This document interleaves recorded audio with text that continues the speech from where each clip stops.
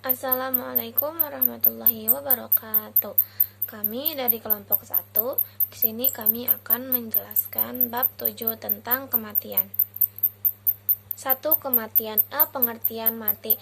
Mati dari segi bahasa, istilah kata mati atau al-maut memiliki kolerasi yang sama dengan istilah panca indera, akal, dan lain-lain. Kolerasi ini mengandung pemahaman bahwa kematian yang dimaksud berarti telah kehilangan kekuatan atau kemampuan untuk hidup, dan ini sama seperti seseorang telah kehilangan sejumlah organ tubuh, yang menyebabkan seseorang tidak dapat merasakan atau melihat sesuatu.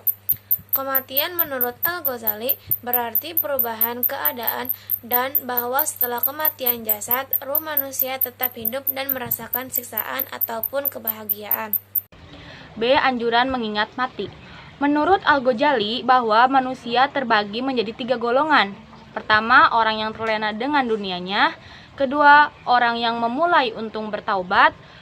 Dan ketiga, orang yang arif tentang hakikat kematian. Orang yang terlena dengan dunianya tidak pernah mengingat kematian.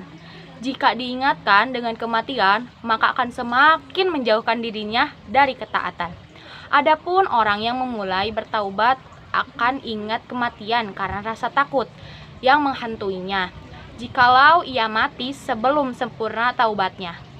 Orang semacam ini biasanya takut akan kematian, sedangkan orang yang arif akan selalu ingat mati dan dia siap menghadapi kematian. Seakan-akan kematian merupakan penantian yang ia tunggu-tunggu. Kematian menjadikannya terbebas dari dunia yang membelenggunya.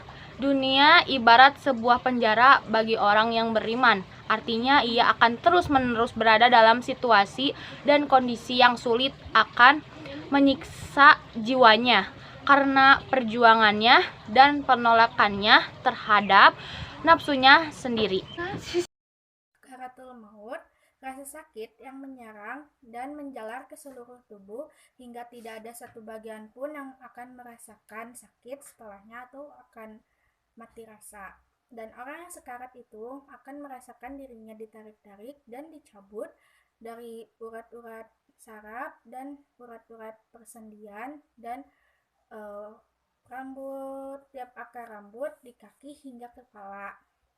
Rasulullah SAW telah bersabda yang artinya sakaratul maut itu sakitnya seperti ditusuk 300 pedang. Hadis riwayat At-Tirmidzi. 2. Alam kubur atau barzah. Kebenaran adanya alam kubur, termasuk perkara yang dibawa Nabi dan wajib kita mengimaninya. Allah Ta'ala berfirman, artinya, kepada mereka dinampakkan neraka pada pagi dan petang dan pada hari terjadinya kiamat. Masukkanlah Fir'aun dan kaumnya ke dalam azab yang sangat keras. Quran Surat Ghafur ayat 46.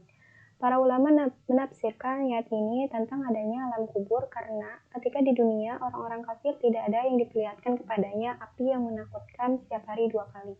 Dan tidak mungkin diperlihatkannya api ini ketika hari kiamat karena ada ketika terjadi hari kiamat. Berarti kalau di dunia dan di akhirat tidak diperlihatkan api kepada mereka, maka itu menandakan terjadinya adalah di antara dunia dan akhirat, yaitu alam barzah atau alam kubur. Al-Bukhari, Muslim, At-Tirmidzi, Abu Dawud, dan An-Nasa'i telah meriwayatkan dari Ibnu Abbas, suatu ketika Rasulullah melewati 2 kuburan, maka beliau bersabda, sungguh, keduanya sedang disiksa dan keduanya tidak disiksa karena dosa yang besar dalam anggapan banyak orang. Rasulullah bersabda, padahal sesungguhnya dosa tersebut adalah dosa besar. Iya, keduanya adalah dosa besar. Salah seorang di antara keduanya selalu menebarkan naminah atau mengadu domba, dan yang lain tidak menjaga dari air kencingnya. B. Keadaan alam kubur. Kehidupan di alam barzah sementara waktu, yaitu hingga datangnya hari kiamat. Sebab setelah datangnya hari kiamat, nanti akan ada kehidupan lagi, yaitu kehidupan di alam akhirat. Di dalam hadis, Nabi menegaskan bahwa alam kubur merupakan tahap pertama menuju alam akhirat. Alam kubur bisa juga sebagai taman surga atau lubang neraka. Seseorang yang selamat melewati tahap pertama itu, untuk tahap selanjutnya bakal lebih ringan. Tapi jika melalui tahap pertama tidak selamat, untuk tahap selanjutnya akan semakin berat. C. Kembalinya ruh ke jasad.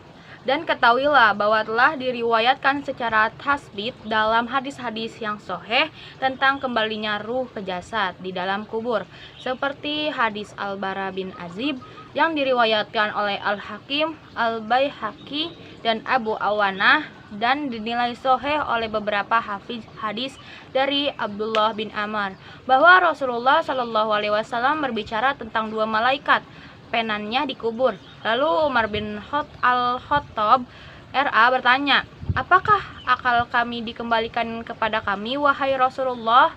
Beliau menjawab, iya, seperti keadaan kalian sekarang ini. Abdullah bin Amr berkata, maka Umar pun terdiam. Hadis ini diriwayatkan oleh Ibnu Hibban dan beliau menilainya sahih, meniscayakan kembalinya roh ke badan seluruhnya, dan inilah zahir hadis tersebut atau ke sebagian badannya. Kembalinya kehidupan ke jasad di kubur ini semakin bertambah kuat terjadi bagi para nabi. 2. Pertanyaan malaikat dan siksa kubur. Telah kita ketahui bahwa setelah kita dikuburkan oleh sanak saudara kita akan menjumpai para malaikat yang ditugaskan untuk menanyakan pertanyaan di alam kubur, yaitu malaikat Munkar dan Nakir. Dan ada satu hadis yang menjelaskan tentang siksa kubur ini, yang berisi bahwa pertanyaan malaikat Munkar dan Nakir adalah suatu kebenaran, dan orang yang tidak bisa menjawab akan disiksa dan dipukul. Dan kalau di alam kubur itu yang menjawab itu bukan mulut gitu ya seperti di dunia, tetapi bagian-bagian tubuh kita. Jadi tangan misalnya digunakan untuk apa semasa hidupnya gitu. Lalu ada sebagian aliran yang mengingkari bahwa siksa kubur itu ada. Yang pertama itu aliran Mu'tazilah, dan yang kedua adalah aliran Ibadiyah. Dan aliran Ibadiyah itu dibagi dua, yaitu ada sebagiannya mengakui kebenaran siksa kubur ini, dan sebagian yang lain itu mengingkari. Dan sebagian mereka berdalih bahwa hadis-hadis tentang siksa kubur ini adalah hadis ahad dan tidak bisa digunakan sebagai hujah dalam hal ini. Nikmat kubur. Dalam kitab Sahih Ibnu Hibban juz 5 halaman 50 disebutkan dari Abu Hurairah dari Nabi Muhammad SAW bahwa beliau bersabda, yang artinya, sesungguhnya orang mukmin di dalam kuburnya akan seperti taman yang hijau dan kuburannya akan diluaskan 70 hasta dan akan terang benderang seperti terangnya malam pada waktu bulan purnama. Dalam hadis tersebut menjelaskan bahwa Allah akan memberikan kenikmatan di kuburan berupa diluaskannya kuburan sampai 70 hasta bagi orang yang bertakwa kepada Allah, yaitu orang mukmin yang menjalankan perintah Allah dan menjauhi larangannya, dan selainnya seperti orang yang mati syahid tidak dalam keadaan bertakwa. Dan sebagian yang lain diberi kenikmatan diluaskannya kuburan sebatas mata memandang. Dan sebagian orang mukmin juga diberikan kenikmatan berupa disinari kuburannya seperti sinar yang ada di malam bulan purnama.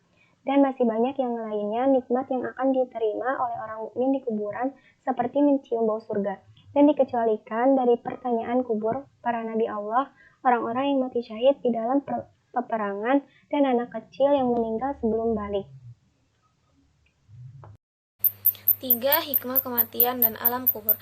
Ada beberapa hikmah yang dapat diambil dari kematian dan alam kubur untuk kita renungkan dan mempersiapkan diri sebelum ajal menjemput. Di antaranya yaitu 1. Mensyukuri nikmat hidup dengan menyembah Allah semata, zat yang telah memberikan kita kehidupan. 2. Menjadikan dunia sebagai ladang aman untuk bekal akhirat, karena kehidupan dunia hanya sementara, sedangkan kehidupan di akhirat bersifat abadi.